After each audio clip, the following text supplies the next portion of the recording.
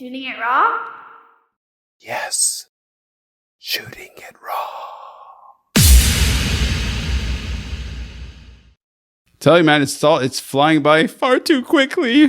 Make it come back. Oh man, come on. Very cute. Okay. So this looks like you're a really good photographer.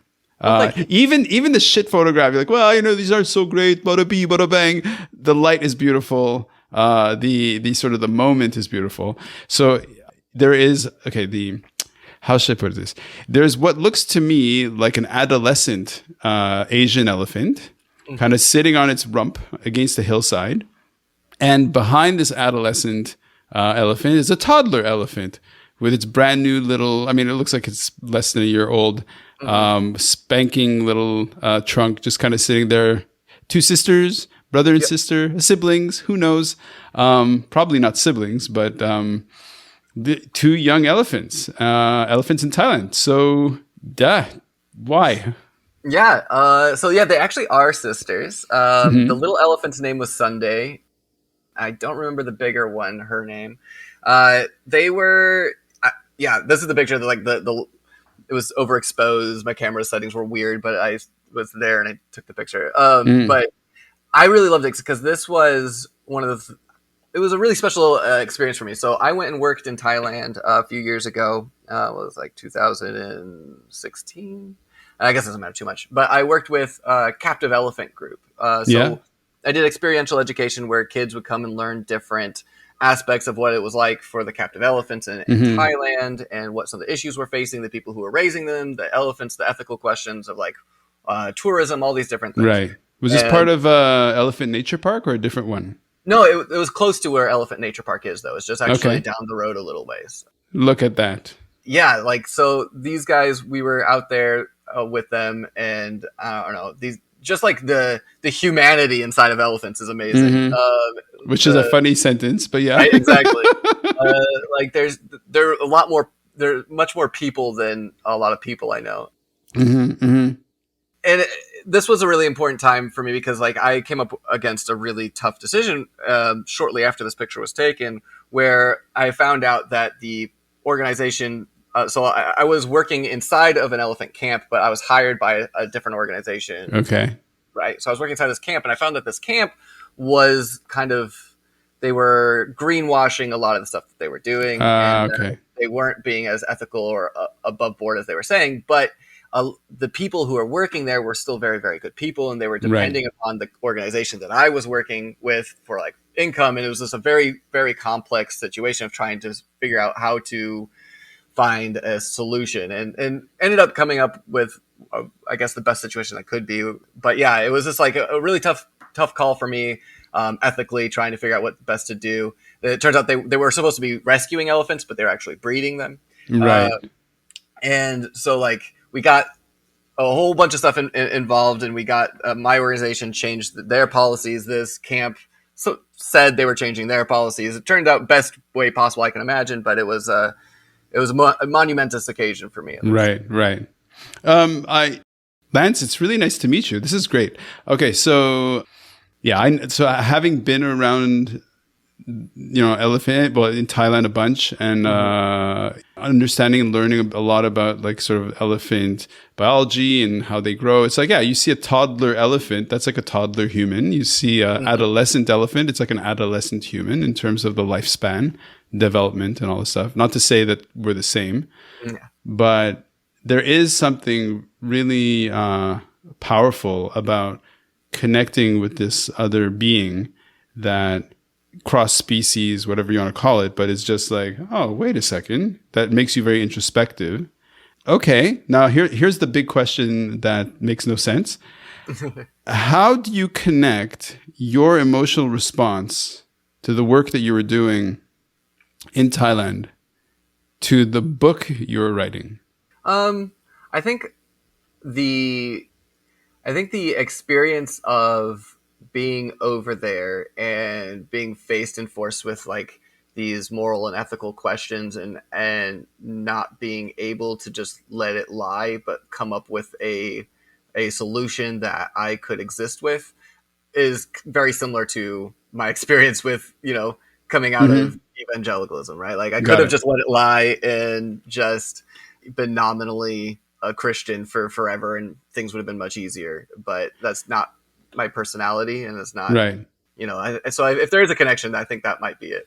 So when you gravitated towards, so you studied history in college, you studied something else? Yeah, I studied international relations, but with like a heavy emphasis on history. Okay. So yeah, so for example, in terms of the work that I've done for many, many years, it was, and the work I'm doing now, is basically to look at, what to sum it up is that we say that to be a great service network leader and to become a service leader is to have high competence, high character, and high care. So that you care is that you're worried about your tribe, you're worried about your environment, you're worried about the people, not worried, but you're caring about what's around you, the people around you. Your competence is you have the expertise to do what you want to do, that you know how to do things correctly. And then character is this idea that you can build trust, but also you're coming from a strong ethical, moral background, right? So listening to you talk, like with those filters in front of my face and listening to you talk, what I see is a person or a being, a fellow human who has morality and ethics and all this stuff as a real kind of foundation or core value that is just like, so for example, other people may have responded to this ethical dilemma with the elephants and go, meh, not my problem.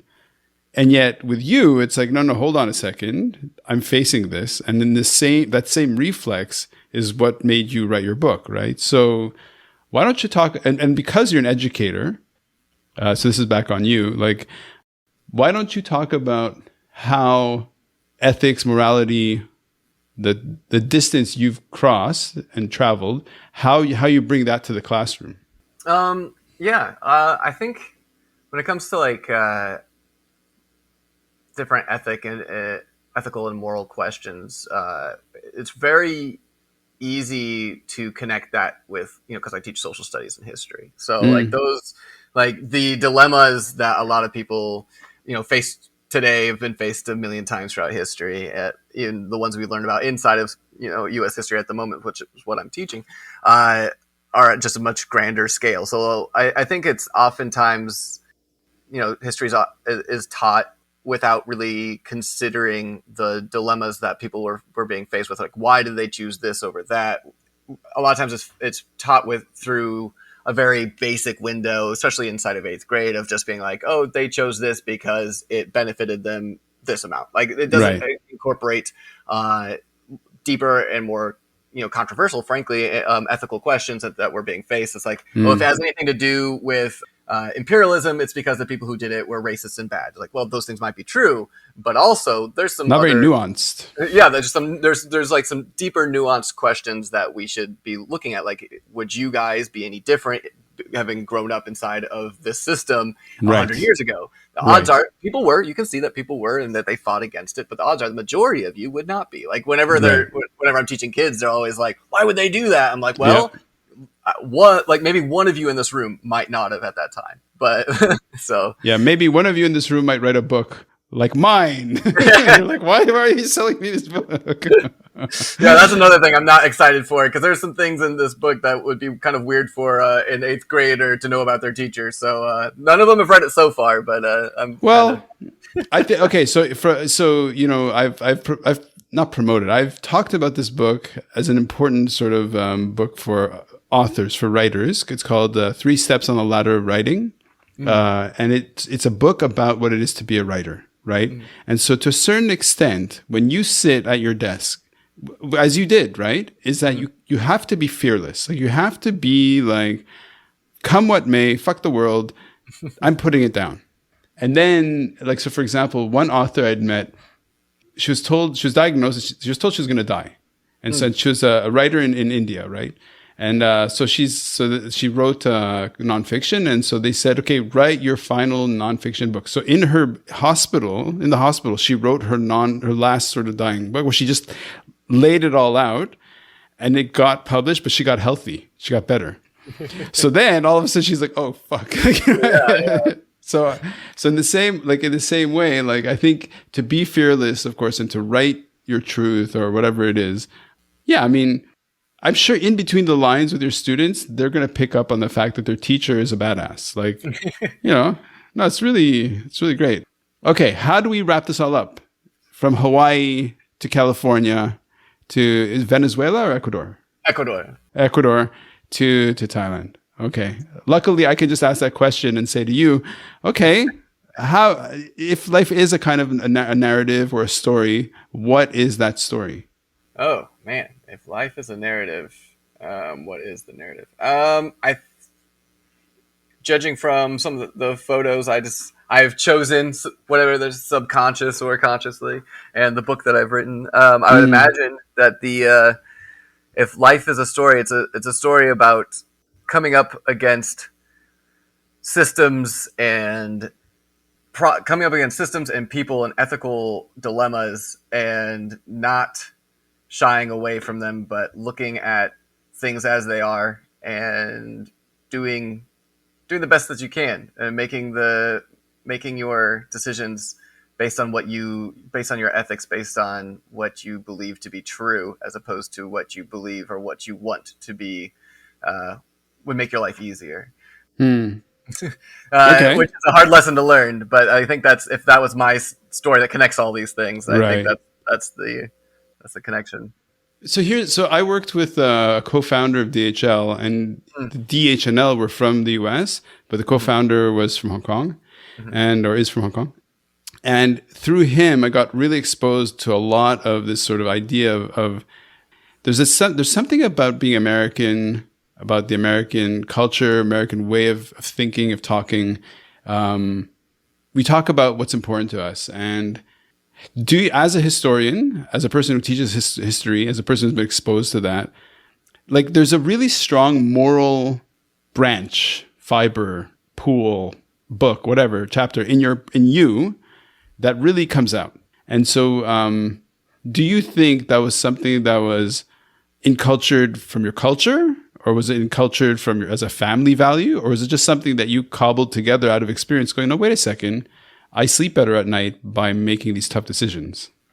A little bit of A, a little bit of B. I think that a lot of it is like so one of the things that kind of started making me turn away from evangelicalism and Christianity as a whole was the morals and ethics that were being taught to me as, in Sunday school, the basics of kindness and treating other people as you'd care to be treated, was not only being betrayed by Christianity's biggest proponents, but was being betrayed by the God of the Bible, right? So like, when you are reading about these monstrosities that were committed at the behest of this God, and you're like, okay, there's certain sects and certain strains of Christianity that have explained those away and make those into allegories, or make those into people trying to understand God or whatever, and that's fine. But as far as my branch, evangelicals, they believe in the inerrant word of God. So like they're saying, literally,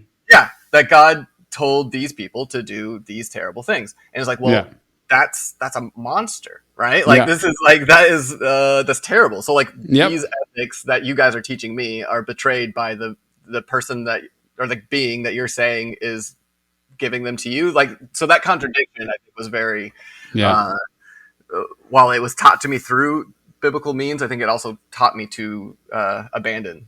Well, you matured like a mature human being, and to a certain extent, I would say that the people, be they Christian or Jewish or Muslim, who believe those fairy tales are fundamentally immature.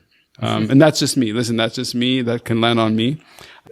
Lance, one more time, the title of your book. We're going to sell those copies. All right, that'd be great. Let's you can buy them on Amazon, Barnes & Noble, I think even Walmart. I don't know. It is Youth Group Coming of Age in the Church of Christian Nationalism. And if anybody does want to buy it, try and find it at a local bookstore. Ask them to send it to you as opposed to Amazon, if that's nice, Lance. Nice.